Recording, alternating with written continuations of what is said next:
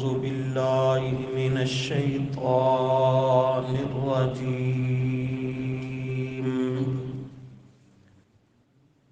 بسم الله الرحمن الرحيم.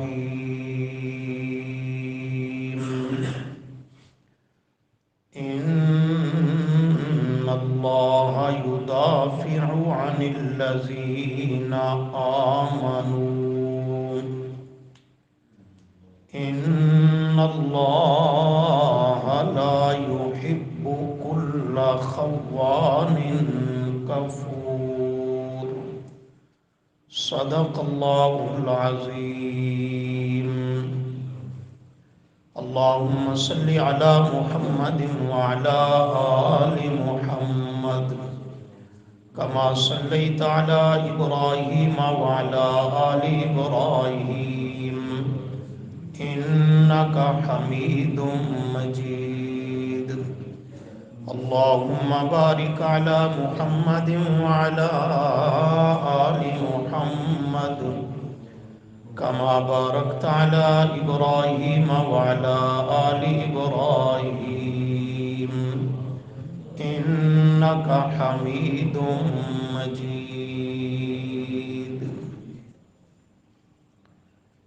استغفر اللہ لا حول ولا قوة الا باللہ. گزشتہ سبقوں میں صحابہ کرام رضی اللہ عنہم کی عزت و عظمت پر مختلف عنوانات کی روشنی میں آپ نے مسئلہ سمجھا سنا.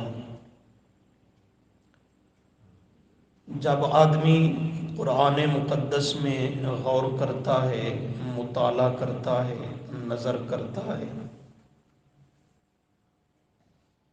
تو صحابہ کرام رضی اللہ عنہم کی مدح سے، تعریف سے، ان کی عظمتوں سے قرآن بھرا ہوا نظر آتا ہے.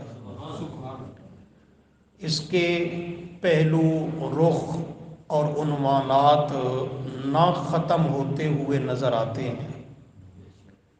لیکن جیسا گزشتہ سبق میں بھی عرض کیا کہ اہم، ضروری اور بنیادی اکثر باتیں ذکر کر دی گئی ہیں. تو آج کے سبق میں مختصراً آخری اس عنوان پر ہماری گفتگو ہوگی. اس کے بعد ہمارا موضوع ہوگا رد البدعات. جو چند موضوعات ترتیب دیے تھے تو یہ موضوع باقی ہے. سنت کی پہچان، بدعت کی پہچان، سنت کی عظمت، بدعت کی قباحت، اور پھر اس کے متعلق بدعات کسے کہتے ہیں، کون کون سی چیزیں بدعات ہیں، اور ساتھ سنت کی اہمیت اور عظمت پر بھی بات چلے گی.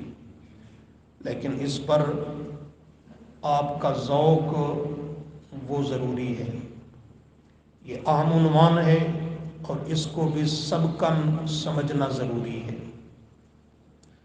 چنانچہ آج کے سبق میں ایک مختصر سے پہلو پر بات کریں گے کہ یہ جو علماء حق، علماء ربانیین عظمت صحابہ کرام رضی اللہ عنہم کی بات کرتے ہیں، دفاع صحابہ کی بات کرتے ہیں، یا آپ نے کئی دروس میں غالباً اس عنوان کا آج 14واں درس ہے یا 15واں، اس عنوان کا عظمت صحابہ کا، اور ہر درس کم و بیش گھنٹے کا ہوتا ہے. تو اتنے دروس اور اتنے تفصیلی دروس اس عنوان پر ضرورت آخر کیا ہے؟ اس کی اہمیت، افادیت اور ضرورت کو سمجھنا بھی چاہیے کہ پورے دین اسلام کی اساس اور بنیاد وہ صحابہ کرام رضی اللہ عنہم ہیں. اگر صحابہ کرام رضی اللہ عنہم کو درمیان سے نکال لیا جائے تو پیچھے دین کا معاملہ خالی نظر آتا ہے. صحابہ کرام رضی اللہ عنہم کے بغیر کچھ باقی نہیں رہتا، اس لیے دین کی بقا اور سلامتی کے لیے صحابہ کرام رضی اللہ عنہم کی عزت و عظمت کا بقا اور اس کی سلامتی ضروری ہے۔ آپ کہیں گے وہ کیسے؟ وہ اس لیے کہ قرآن و سنت کے، وحی کے، معجزات کے، پورے دین اسلام کے عینی گواہ، چشمدید گواہ وہ صرف صحابہ کرام رضی اللہ عنہم ہیں۔ اور یہ بات آپ بخوبی جانتے ہیں کہ جب ایک چیز کے گواہ بھی ختم ہو جائیں، ان پہ جرح ہو جائے، وہ قابل اعتماد اور ثقہ نہ رہیں، تو پیچھے دعویٰ خود بخود باطل ہو جاتا ہے۔ یہ دین اسلام کا دعویٰ کہ یہ دین اسلام ہے، یہ اللہ کا پسندیدہ ہے، یہ اللہ کا نازل کردہ ہے، یہ پورا جو دعویٰ ہے ہم اہل ایمان اور مسلمانوں کا اپنے دین پر، تو اس دعویٰ کے عینی گواہ اور چشمدید گواہ وہ صحابہ کرام رضی اللہ عنہم۔ تو یہ دعویٰ تب باقی رہے گا کہ جب گواہوں کی عظمت باقی رہے گی، ان پر اعتماد باقی اور برحال رہے گا۔ اگر ان گواہوں کی اہمیت اور عظمت گر گئی، ان پہ جرح ہو گئی، ان پہ تنقید ہو گئی، اعتراض ہو گیا، جب گواہوں کی حیثیت ختم تو دعوے کی حیثیت بھی خود ختم ہو جائے گی۔ اس بنیاد پر کہا کہ اگر صحابہ نہ رہیں تو دین کے پلے بھی کچھ باقی نہیں رہتا۔ صحابہ کی عظمت کی بقا کے ساتھ دین اسلام کا وجود اور اصلی چہرہ وہ بھی باقی اور سلامت ہے۔ اور دوسرا، پچھلے سبقوں میں ایک اشارہ کیا تھا کہ اللہ نے دو دعوے کیے، ایک سورۃ الفتح کی آخری آیت میں فرمایا محمد الرسول اللہ، محمد صلی اللہ علیہ وسلم اللہ کے رسول ہیں، یہ دعویٰ ہے۔ محمد صلی اللہ علیہ وسلم رسول اللہ ہیں۔ اس دعوے رسالت پر کوئی دلیل؟ تو اللہ نے بہتے دلائل دیے، پیغمبر کے معجزات بھی آپ کے نبوت اور رسالت کی سچائی کے دلائل ہیں، آپ صلی اللہ علیہ وسلم کا حسن و جمال، آپ کا اخلاق اور آپ پر لوگوں کا ایمان لانا، آپ کی صداقت، دیانت، یہ سب آپ کی نبوت کے براہین اور دلائل ہیں کہ آپ اللہ کے سچے نبی، سچے رسول ہیں۔ پر ان دلائل میں سے ایک مستقل دلیل وہ اسی مقام پر قرآن نے ساتھ بیان کی، محمد الرسول اللہ والذین معہ اشداء علی الکفار والذین معہ، محمد اللہ کا رسول ہے۔ کوئی دلیل؟ فرمایا والذین معہ، اس کی معیت، صحبت، سنگت، اس سے تربیت پانے والے صحابہ کو دیکھ لو، ان کی سیرت، کردار، اخلاق کو دیکھو، تو صحابہ کی سیرت تمہیں بتلائے گی کہ ایسے سچے اور کھرے موتی اللہ کا سچا نبی ہی تیار کر سکتا ہے، جھوٹے نبی کی تربیت سے ایسے سچے موتی تیار ہو سکتے نہیں ہیں۔ تو صحابہ کی عظمت کا دفاع کرنا اس لیے بھی ضروری ہے کہ پیغمبر کی نبوت اور رسالت کی صداقت پر صحابہ کو اللہ نے گواہ کے طور پہ پیش کیا۔ اگر یہ گواہ مجروح ہو گئے تو پیغمبر کی نبوت اور رسالت کی صداقت پہ بھی جرح آئے گی، اس پہ بھی جرح آئے گی۔ اور سورہ بقرہ کی ابتدا میں اللہ نے ایک دعویٰ کیا، الف لام میم ذالک الکتاب لا ریب فیہ ھدی للمتقین، ھدی للمتقین۔ اللہ نے دعویٰ کیا یہ لا ریب کتاب ہے، اس میں کوئی عیب، ریب، شک، شبہ، کوئی تردد نہیں، بے عیب کتاب ہے، لا ریب فیہ، یہ دعویٰ ہے۔ اور دوسرا فرمایا ھدن، یہ کتاب ہدا ہے، اس سے ایمان اور ہدایت حاصل ہوتی ہے۔ یا اللہ کوئی دلیل؟ فرمایا المتقین، ھدی للمتقین، اس کا لا ریب ہونا دیکھنا ہے، قرآن کا بے عیب ہونا دیکھنا ہے، اس کا ہدایت کا ماخذ اور سرچشمہ ہونا دیکھنا ہے، تو اس کتاب نے جو متقیوں کی جماعت تیار کی، اصحاب پیغمبر، ان کو دیکھ لو، ان کی سیرت کو، کردار کو، گفتار کو، امانت کو، صداقت کو، اور ان کی للہیت اور اخلاص کو دیکھ لو، تو تمہارا ضمیر گواہی اور شہادت دے گا، ایسے کھرے اور پاکیزہ افراد اور شخصیات لا ریب کتاب ہی تیار کر سکتی ہے۔ جو کتاب خود لا ریب نہ ہو، وہ بے عیب جماعت صحابہ کی کہاں سے تیار کر سکتی ہے؟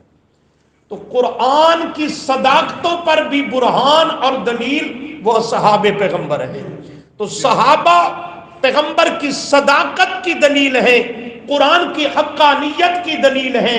اگر ان پہ جرح ہو گئی تو اللہ کی پیغمبر پر، اللہ کے قرآن پر بھی پھر جرح لازم آئے گی۔ اس لیے جو صحابہ کا منکر ہے، ان کی عظمت پہ جرح کرتا ہے، تان کرتا ہے، صحابہ پہ اعتراض اور تنقید کرتا ہے، وہ پیغمبر کا وفادار بھی نہیں ہو سکتا، قرآن کا خیرخواہ بھی نہیں ہو سکتا۔ جو صحابہ کرام رضی اللہ عنہم کی عزت و عظمت کو مانتا ہے، دراصل وہی پیغمبر کا سچا متبع ہے، اللہ کی کتاب کو ماننے والا ہے۔ تو کیا عرض کیا، صحابہ کی عزت و عظمت کا دفاع کرنا، ان کی تعریف اور ان کی عظمتوں کا پرچار کرنا یہ لازم ہے، اس لیے کہ صحابہ کے بغیر پیچھے دین میں کوئی چیز رہتی ہے؟ کیسے نہیں رہتی؟ ایک اس پہ لطیفہ ہے، بڑا سمجھنے کی قابل ہے، کہ ایک بچے نے اپنی ماں سے ضد کی، مثال بڑی یہ فٹ ہوتی ہے اس مقام پر، کہ کچھ میٹھا بنا کر دو، کھانے کو بڑا جی کر رہا ہے۔ سبحان اللہ، ٹھنڈ ہے نا، سبحان اللہ، دل سے نکلی۔ تو ماں نے 2 پیسے ٹکے دیے، سستا دور تھا، اور ساتھ ایک پیالہ بھی دیا، لے جاؤ دکان پہ گھی لے کر کے آؤ، تیل، تو اس میں آپ کو میٹھا بنا دوں گی۔ وہ بچہ جب دکان پر پہنچا، دکاندار کے پاس، اسے وہ 2 ٹکے پیسے رقم دی، اور ساتھ بولا تیل دو، گھی دو، ہم نے میٹھا پکانا ہے۔ تو اس نے اس پیالے میں گھی ڈالا، پیالہ چھوٹا تھا، پیسے اتنے تھے کہ اس سے گھی زیادہ آتا، پیالہ بھر گیا، گھی بچ گیا۔ تو دکاندار کہنے لگا، برتن چھوٹا لائے ہو، یہ ابھی آپ کا مزید گھی باقی ہے۔ تو اس نے پیالے کو یوں الٹا، تو پچھلی سائڈ پہ بھی وہ چھوٹی چھوٹی، کیا بولتے ہو، کنگری، وہ بنی ہوتی ہے، اس میں بھی وہ تھوڑی سی گہری جگہ بنی ہوتی ہے۔ کہنے لگا جو باقی بچ گیا ادھر ڈال دو۔ اس دکاندار نے ادھر ہی ڈال دیا۔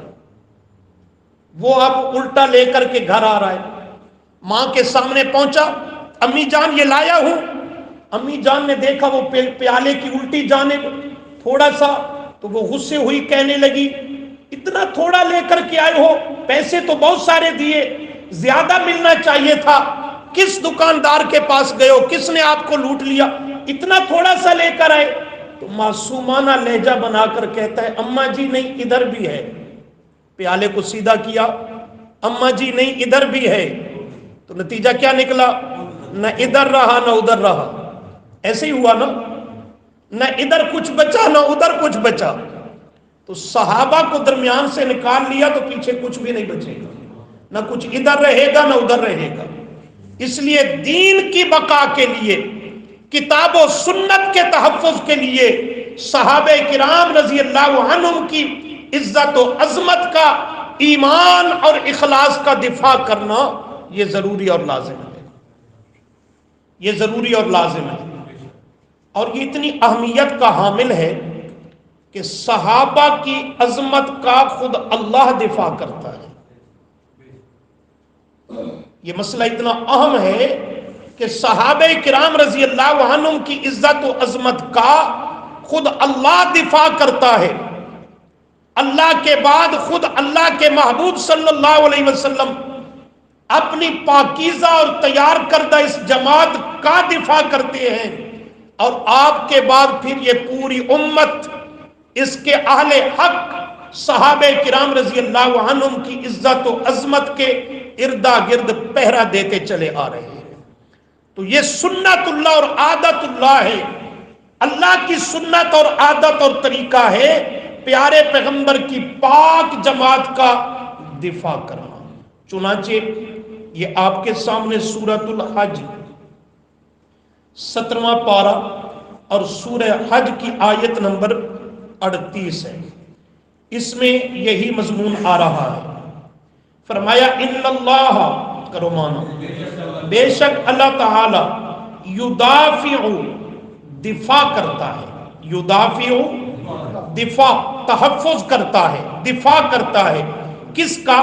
ان الذین آمنوا، ان لوگوں کا جو ایمان لے آ چکے ہیں، ان کا خود اللہ دفاع کرتا ہے اور تحفظ کرتا ہے۔ یا اللہ کس سے کرتا ہے؟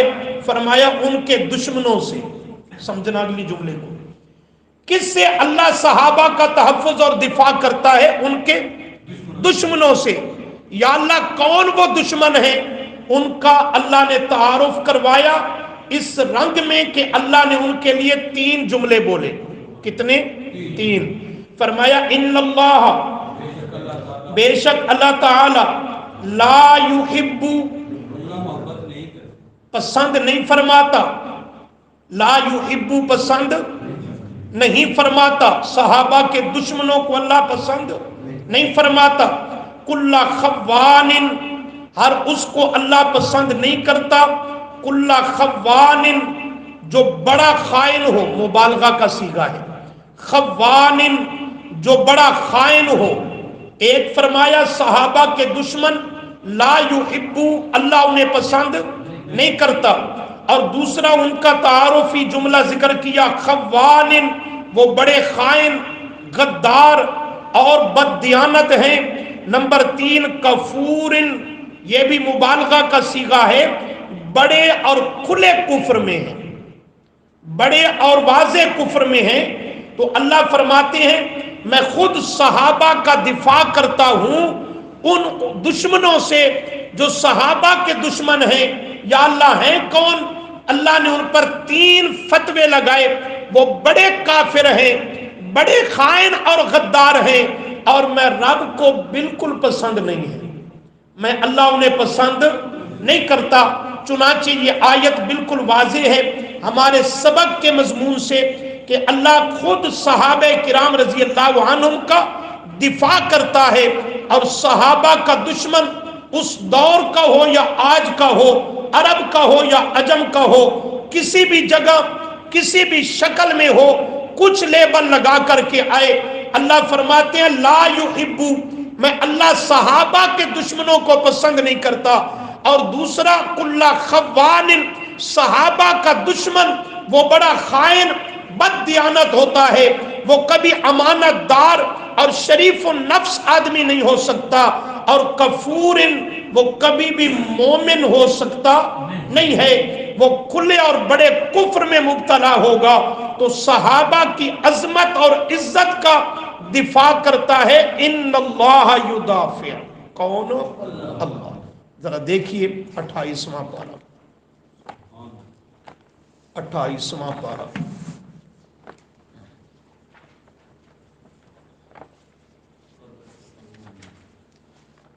سبحان اللہ، سورۃ المنافقون، صفحہ نمبر 886، سورہ المنافقون 28واں پارہ اور سورہ منافقون کی آیت نمبر 7 اور 8، صفحہ نمبر 886، پہلی سطر کے آخری الفاظ۔ فرمایا ہم الذین یقولون لا تنفقوا علی من عند رسول اللہ حتی ینفذوا، مل گیا حوالہ؟ ذرا اس کا شان نزول اور پس منظر مختصراً سن لیجئے تاکہ بات سمجھنی آسان ہو جائے۔ نبی کریم صلی اللہ علیہ وسلم ایک غزوہ سے واپس آ رہے ہیں، آپ کے ساتھ صحابہ کرام رضی اللہ عنہم بھی ہیں اور بعض منافقین بھی آپ کے ساتھ چل رہے تھے، ان میں رئیس المنافقین عبداللہ بن ابی بن سلول بھی ہے، یہ منافقوں کا سرغنہ اور سردار ہے۔ راستے میں ایک جگہ پڑاؤ ڈالا، تھوڑی دیر ٹھہرے تو یہ منافقین الگ ہو گئے، آپس میں تبصرے کرنے لگے، یہ جہاں بھی موقع پاتے الگ ہو جاتے، ٹولی بنا کے بیٹھ جاتے، پھر اسلام اور مسلمانوں کے خلاف سازشیں کرتے، منصوبے بناتے۔ چنانچہ اس موقع پر بھی یہ الگ ہو کر بیٹھ گئے اور بڑے چوکنے ہو کر کہ کوئی صحابی سچا مسلمان وہ ہماری گفتگو کو سن نہ سکے، الگ بیٹھ گئے۔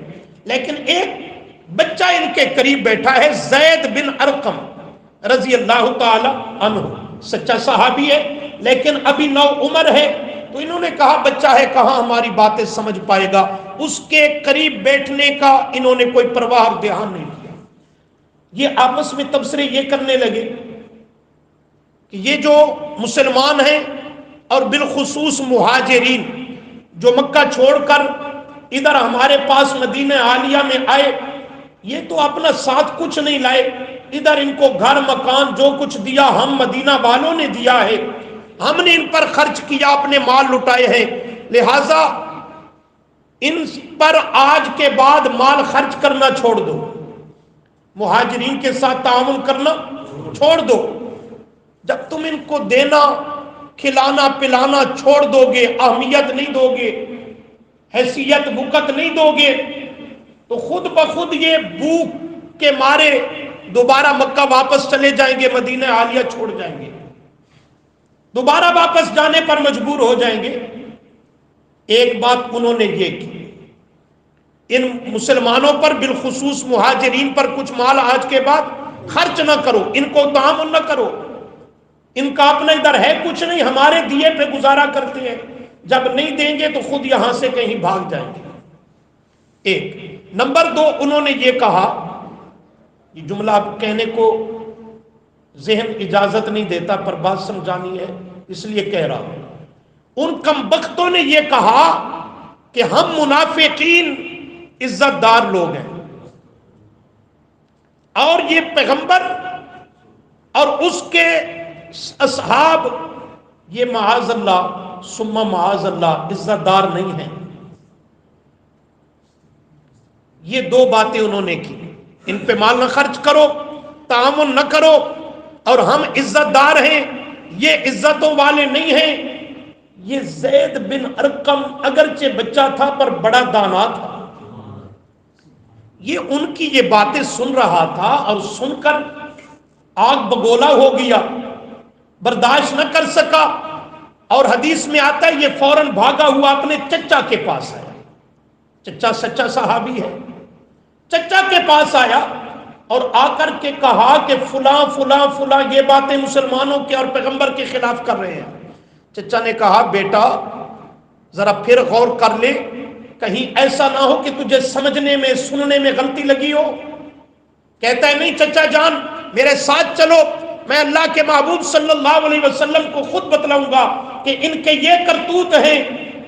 چچا پھر کہتا ہے بیٹا غور کر لو، بات آگے چلی گئی تو بڑی ذمہ داری آ جائے گی۔ میں نے غور کر لیا چچا جان چلیے۔ دونوں چچا بھتیجا نبی علیہ السلام کی خدمت میں آ کر کے نبی علیہ السلام سے واقعہ ذکر کیا، آپ نے ان منافقین کو بلا لیا۔ جب منافقین کو بلایا تو وہ بڑی بڑی عمر والے ہیں، سفید داڑیاں ہیں، کن کی بلا؟ منافقین کی۔ سفید داڑیوں سے تم بھی مرعوب نہ ہو جایا کرو، بڑے بڑے منافقوں کی بھی ہوتی رہتی ہیں، اگر اندر ایمان نہیں تو داڑھی ایمان کا معیار نہیں۔ داڑھی بھی مومن کے چہرے پر اچھی لگتی ہے کہ اندر ایمان ہو۔ تو وہ جب نبی علیہ السلام نے طلب کیا تو قسمیں کھانے لگے، جھوٹے حلف اٹھانے لگے، ہم نے کوئی ایسی بات توبہ توبہ ہم کر کب سکتے ہیں ہماری زبانیں گونگ ہو جائیں، فلاں ہو جائے. یہ منافق ہوتے بڑے شاطر ہیں. نبی علیہ السلام نے ان کی ظاہری حالت کو، بیان کو، عمر کو، شکل و صورت کو، قسمیں اٹھانے کو دیکھا، سنا، تو آپ صلی اللہ علیہ وسلم ان کے ظاہری بیان سے اس نتیجہ پر پہنچے یہ بچہ ہے، اسے سننے میں سمجھنے میں غلطی لگ سکتی ہے. تو آپ نے ان کی باتوں پر اعتماد کر لیا. یہ چچا بھتیجا واپس لوٹے، وہ بظاہر مطمئن کر کے اپنے مقام پہ واپس لوٹے. تو چچا زید بن ارقم بھتیجے کو غصے ہونے لگا، بیٹا میں نے کہا نہیں تھا، ذرا غور کر لے، اب شرمندگی ہوئی نا ہمیں. زید بن ارقم فرماتا ہے کہ میں دل ہی دل میں سوچ رہا تھا، یا اللہ بات تو میری ٹھیک ہے، لیکن اس کے باوجود مجھے ندامت کیوں اٹھانی پڑی؟ بس ابھی یہ سوچ رہا تھا کہ اللہ نے یہ آیتیں نازل فرمائی، اور ان آیتوں میں اللہ نے ان منافقوں کی حقیقت کو کھول کے بیان کر دیا. جب یہ آیتیں نازل ہوئی تو حدیث میں آتا ہے نبی علیہ السلام نے زید بن ارقم کو بلایا اور آپ نے شفقت بھرا ہاتھ زید بن ارقم کے سر پہ پھیرا اور محبت سے آپ نے اسے اپنے ساتھ لیا اور فرمایا، زید بن ارقم تو سچا تھا، رب نے تیری سچائی کی تائید میں قرآن نازل کر دیا. ذرا دیکھو منافقین نے صحابہ پر حملہ کیسا کیا، اللہ نے دفاع کیسا کیا. سبق کی بات نہیں بھولنے. اللہ فرماتے ہیں ہم الذین، وہ لوگ، وہ منافقین، سورت کا نام بھی ہے سورت المنافقون. ہم الذین، وہ منافقین، یقولون، کہتے ہیں، کیا کہتے ہیں؟ لا تنفقوا، مت خرچ کرو، لا تنفقوا، مت خرچ کرو، کس پر؟ علی، ان پر، من عند رسول اللہ، جو اللہ کے رسول کے نزدیک ہیں، آپ کے پاس رہتے ہیں، مراد وہ صحابہ، اور ان میں بھی بالخصوص مہاجرین. علی من عند رسول اللہ، رسول اللہ صلی اللہ علیہ وسلم کے پاس، آپ کے نزدیک جو رہتے ہیں، لا تنفقوا، ان پر خرچ نہ کرو. جب نہیں کرو گے تو نتیجہ، حتیٰ، یہاں تک کہ، ینفضوا، وہ پیغمبر کا ساتھ چھوڑ کر منتشر ہو جائیں گے، بھاگ جائیں گے، چلے جائیں گے، بھوک افلاس کا شکار ہو جائیں گے. اللہ نے اس کا جواب دیا، صحابہ کی عظمتوں کا دفاع کیا. اللہ نے کیا جواب دیا؟ فرمایا وَلِلَّهِ خَزَائِنُ السَّمَاوَاتِ وَالْأَرْضِ. سبحان اللہ. اللہ نے فرمایا اپنے مال اور دولت پہ ناز کرنے لگے ہو، ہم نہیں خرچ کریں گے تو بھوکے مر جائیں گے، بھاگ جائیں گے، منتشر ہو جائیں گے، مدینہ عالیہ چھوڑ جائیں گے. تم نے کیا سمجھ رکھا ہے اپنے آپ کو؟ تمہاری دولت اور تمہاری اوقات ہی کیا ہے؟ اللہ فرماتے ہیں وَلِلَّهِ، اور خاص ہیں واسطے اللہ ہی کے، اور خاص ہیں واسطے، یہ للہ کا لام، اللام للاختصاص، خبر کی تقدیم حصر کے لیے مانا ہے، اور خاص ہیں واسطے اللہ ہی کے. کیا چیز خاص ہے واسطے اللہ ہی کے؟ خزائن، تمام خزانے، السماواتی، آسمانوں کے، والارضی، اور زمین کے. آسمان و زمین کے خزانے تو اللہ ہی کے لیے ہیں، اسی کے پاس ہیں. ان کا خالق، ان کا مالک، ان پہ ملک، ان کا ملک، ان پہ تصرف، اختیار، یہ سب اللہ ہی کا چلتا ہے. منافقوں، کہیں ایسا نہ ہو رب تم سے رزق چھین لے اور اپنے خزانوں کے منہ اور دروازے ان پر کھول دے، پھر تم بھوک و افلاس سے مرو گے. میرے پیغمبر کے صحابہ کو رزق کی پریشانی نہیں رہے گی. یوں بھی تو کر سکتا ہے، اس لیے اپنے رزق اور اپنی دولت پہ ناز نہ کرو. وَلِلَّهِ خَزَائِنُ السَّمَاوَاتِ وَالْأَرْضِ، اللہ ہی کے پاس ہیں تمام خزانے رزق کے، آسمانوں کے بھی، زمین کے بھی. وَلَٰكِنَّ الْمُنَافِقِينَ، دفاع ہو رہا ہے کہ نہیں ہو رہا؟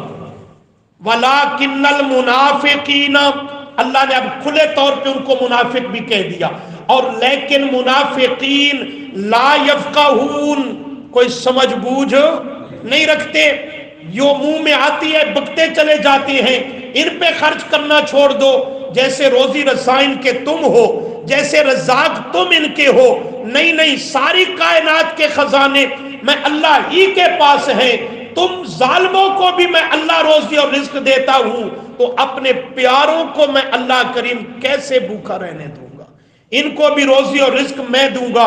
اللہ کریم فرماتے ہیں یہ منافقین لا یفقہون، کوئی سمجھ بوجھ نہیں رکھتے، ایسے اول فول بکتے چلے جاتے ہیں۔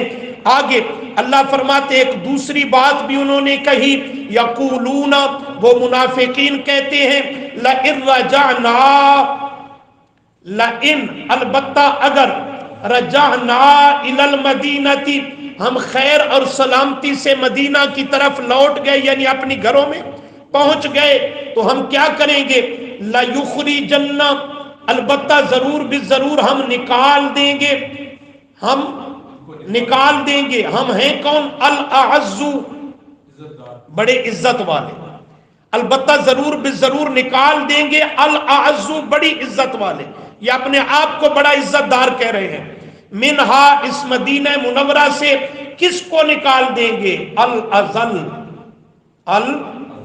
معاذ اللہ ذلیل ترین لوگوں کو، ان کو کیا کر دیں گے، اپنے آپ کو الاعز، نبی علیہ السلام اور صحابہ کرام رضی اللہ عنہم کو الاذل نکال دیں گے۔ آگے اللہ نے جواب دیا، تم نادان کیا جانو عزت دار کون ہے اور ذلیل کون ہے، آؤ میں اللہ تمہیں بتلاؤں عزت دار کون ہے۔ یہ اللہ نے دفاع کیا، فرمایا وَلِلَّهِ، اور خاص ہے واسطے اللہ کے، العزت، عزت، سب سے اول عزت کس کی ہے، اللہ کی ہے، عزت کا خالق بھی اللہ، مالک بھی اللہ، ساری عزتوں کے خزانے بھی کس کے پاس، اللہ کے پاس، اور عزت و ذلت پہ مالک و مختار بھی اللہ، عزت و ذلت پہ مالک و مختار بھی اللہ۔ وہ سورہ فاتر میں فرمایا ان العزت للہ جمیعا، ساری کی ساری عزتوں کے خزانے اور عزتیں اللہ ہی کے پاس ہیں۔ اور سورہ آل عمران میں فرمایا تعز من تشاء وتذل، جسے چاہتا ہے عزتیں بھی وہی عطا کرتا ہے، جسے چاہتا ہے رسوا بھی وہی کرتا ہے۔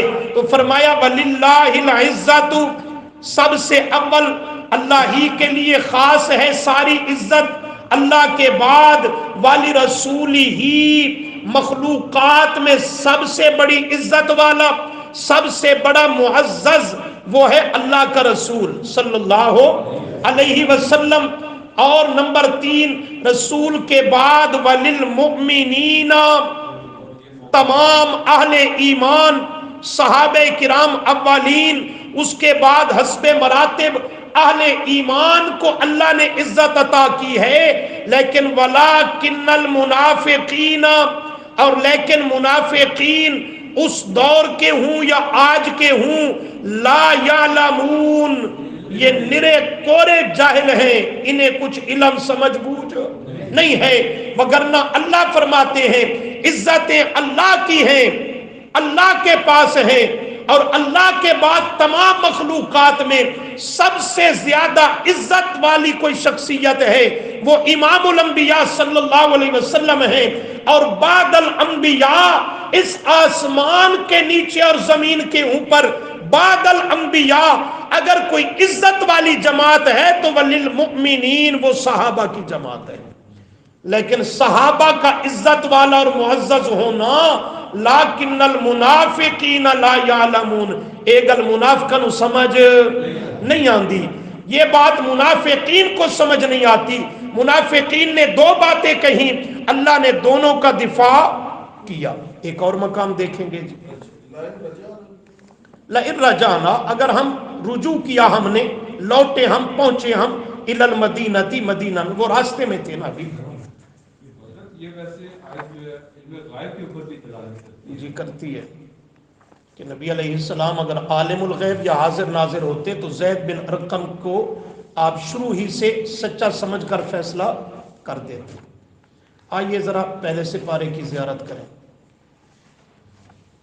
یہ آیت پہلے پارے کی آپ کی پڑھی ہوئی ہے، سبق سے متعلق ہے، تو اس لیے دیکھ لیجیے۔ صفحہ نمبر 4،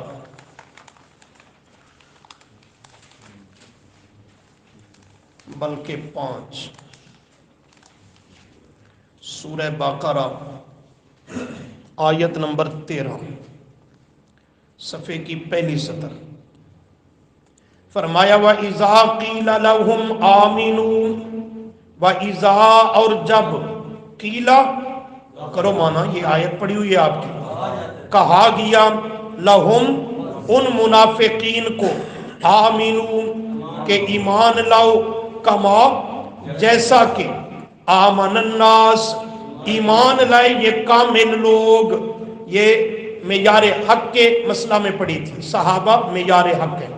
قالو تو آگے سے منافقین کہنے لگے انؤمنو، اچھا ہم ایمان لائیں، کما جیسا کہ آمانا ایمان لائے السفہاء، معاذ اللہ یہ بے وقوف لوگ۔ صحابہ کو کیا کہا معاذ اللہ؟ بے وقوف لوگ۔ مسئلہ قرآن نے سمجھا دیا۔ صحابہ پہ تنقید کرنا، اعتراض کرنا، ان کو بے وقوف کہنا، ان پہ طعن و تشنیع کرنا، سب و شتم کرنا، تبرہ کرنا، یہ کس کا وتیرہ ہے؟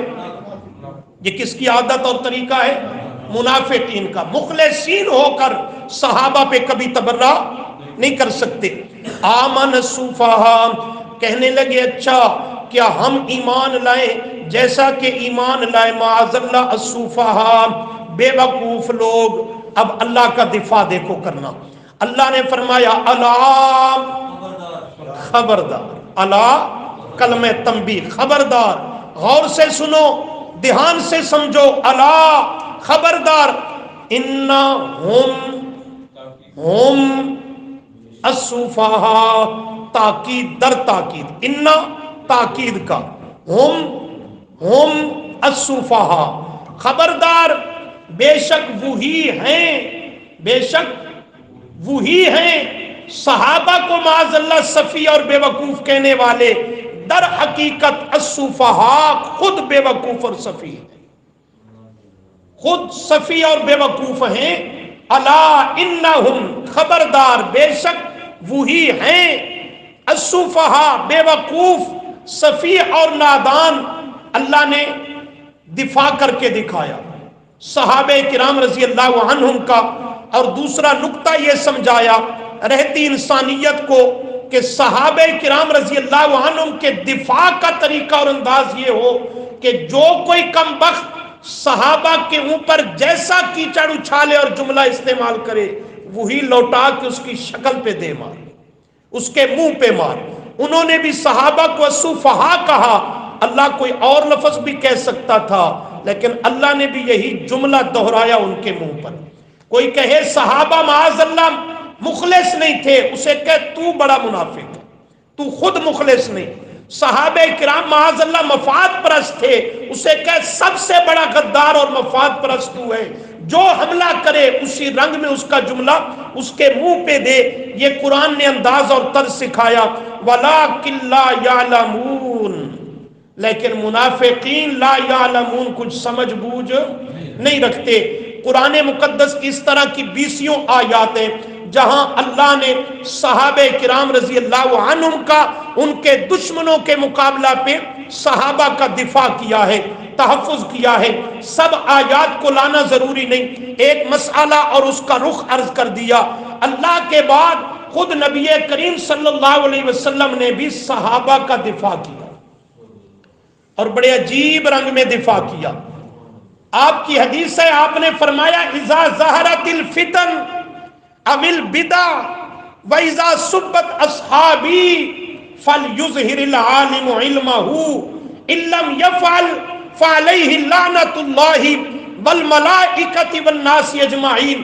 آپ نے فرمایا دین اور مذہب کے نام پر جب فتنے رونما ہو جائیں، لوگ طرح طرح کے فتنوں کا شکار ہونے لگے اور بدعات رسومات عام ہو جائیں، اور سبت اصحابی میرے صحابہ کرام رضی اللہ عنہم پہ سب و شتم، طعن و تشنیع، طعن اور تنقید کیا جا رہا ہو، تو فرمایا اس وقت کے علماء پر فَلْيُظْهِرِ الْعَالِمُ عِلْمَهُ، یہ فرض ہو جاتا ہے کہ وہ اپنے علم کو ظاہر کرے، بیان کریں اور کتاب و سنت کی روشنی میں صحابہ کرام رضی اللہ عنہم کی عزت و عظمت کا پرچار کریں، اس کا دفاع کریں، اور ان کے دشمنوں کو جو صحابہ پہ طعن اور تشنیع کر رہے ہیں ان کا مقابلہ کریں۔